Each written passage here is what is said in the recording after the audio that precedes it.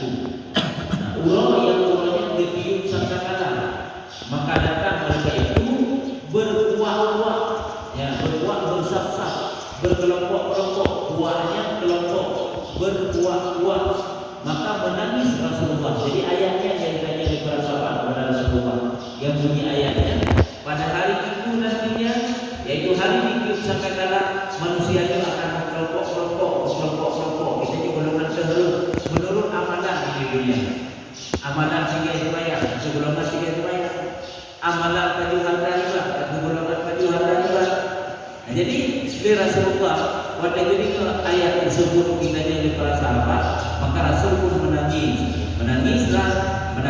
Rasulullah alaihissalam hingga basah tanah daripada air dua matanya, kebecut Rasulullah. Dan janggut memandang mulut Rasulullah ada beli, tapi tanah mulut dengan sebab beli Rasulullah.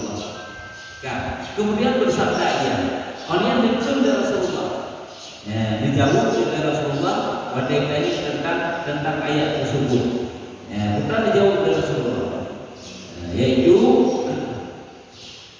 bersabda ia, hai orang yang bertanya, wahai